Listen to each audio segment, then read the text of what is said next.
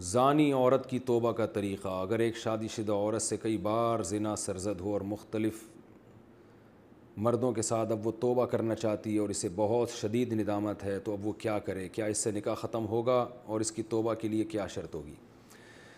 زنا بہت بڑا جرم ہے۔ قرآن میں اللہ نے فرمایا یہ اپنی خواہش پوری کرنے کا بہت برا راستہ، اور کنواری لڑکی کا زنا کرنا بہت بڑا جرم، شادی شدہ کا تو اور بھی بڑا جرم، اور مرد کا زنا کرنا بھی بہت بڑا جرم، عورت کا زنا کرنا اس سے بھی بڑا جرم ہے۔ تبھی اللہ نے جب زانی کی سزا بیان کی ہے نا، تو عورت کا ذکر پہلے کیا۔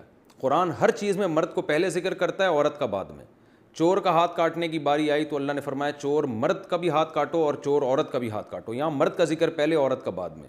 لیکن زنا کی جہاں بات آئی، اللہ نے فرمایا زانیۃ والزانی فاجلدوا کل واحد منہما مئۃ جلدہ۔ زنا کرنے والی عورت کو بھی 100 کوڑے مارو اور مرد کو بھی۔ تو یہاں عورت کا ذکر پہلے اس لیے کیا کہ عورت میں زنا کی رغبت کم ہوتی ہے اور اس میں حیا بھی ہوتی ہے، اس کے باوجود اس کا زنا کرنا یہ بہت بڑا جرم ہے۔ مرد کا بھی زنا کرنا بہت بڑا جرم ہے، سزا اللہ نے دونوں کی ایک رکھی ہے، لیکن حقیقت میں یہ فرق ہے ان میں، یعنی عملی طور پر دونوں کی جرم میں فرق ہے۔ اب سزا اللہ نے ایک کیوں رکھی ہے؟ اللہ کی حکمتیں اللہ بہتر جانتا ہے۔ تو شادی شدہ عورت اگر زنا کرے تو یہ اتنا بدبودار جرم ہے کہ قرآن کہتا ہے کہ اگر یہ ثابت ہو جائے گواہوں سے اور اقرار سے ایک مخصوص طریقے سے، تو ان کو زمین میں گاڑ کے پتھروں سے ہلاک کر دو۔ تو اس لیے بھائی اگر کسی عورت سے بھی یہ جرم ہوا ہے یا مرد سے، تو یہ بہت بڑا جرم ہے، ہلکا نہیں ہے۔ اب اسلامی حکومت نہیں ہے، لہذا اللہ نے پردہ ڈالا ہوا ہے اگر جرم کے اوپر، تو اب سزا تو جاری نہیں ہوگی رجم والی، اور وہ اپنے اوپر خود سے جا کے جاری کروانا بھی کوئی شریعت میں اچھا کام نہیں ہے۔ اب یہ ہے کہ چھپ کے گڑ گڑا کے اللہ سے بہت زیادہ توبہ کرے۔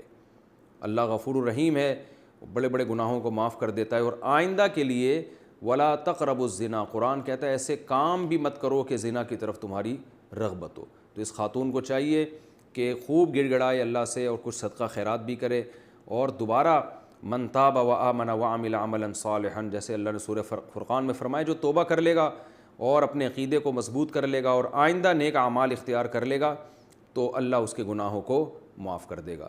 تو ان کو چاہیے خوب اللہ سے توبہ کریں اور آئندہ کے لیے اپنی زندگی تبدیل کر دیں۔ اللہ غفور الرحیم ہے، اور اس پھر سچی توبہ کرنے کے بعد اس جرم کو بھول جائیں، نہ کسی کے سامنے تذکرہ کریں، نہ خود سوچیں ایسے جیسے کبھی کیا ہی نہیں ہے، ایسے اپنے بارے میں یہ ذہن میں رکھیں کہ جیسے میں نے کبھی یہ کیا ہی نہیں ہے، بار بار اس کو سوچیں نہیں۔ پھر ناجائز تعلقات میں لیے گئے تحفے کا حکم۔ اگر کسی کا ناجائز ریلیشن ہو اور محبت میں تحفے کا لین دین ہو، تو کیا اب ان تحفوں کا حکم کیا ہوگا؟ کیا وہ واپس کرنا ضروری ہیں؟ اگر اب اس بندے سے رابطہ نہیں ہے تو کیا اس سے رابطہ کر کے اسے سارے تحفے واپس کیے جائیں یا اس کی قیمت واپس لی جائے، یا اس کی قیمت واپس کی جائے؟ اس بارے میں رہنمائی فرمائیں۔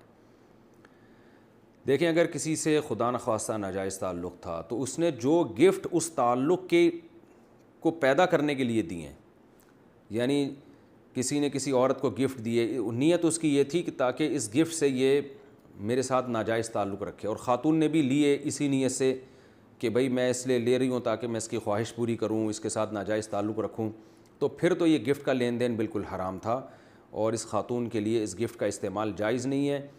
اس کو صدقہ کر دیں وہ، یا اس گفٹ کو یا اس کی قیمت کو۔ لیکن اگر ایسا نہیں تھا، گفٹ کی بیس یہ نہیں تھی کہ یہ تعلق برقرار رہے، تو ناجائز تعلق تو برا ہے، لیکن گفٹ اس بیس پہ نہیں دیا گیا تھا، تو پھر اس گفٹ کا جو لینا ہے وہ گفٹ حرام نہیں ہوگا۔ ہاں یہ ضرور کہیں گے ناپسندیدہ ہے، نامناسب ہے، بہتر تو یہی ہے کہ اس کو بھی گفٹ یعنی اس کو بھی صدقہ کر دیا جائے، لیکن اس کا صدقہ کرنا پھر لازم نہیں ہے۔ البتہ یہ کوئی پاکیزہ اور حلال طیب میں شامل نہیں ہے یہ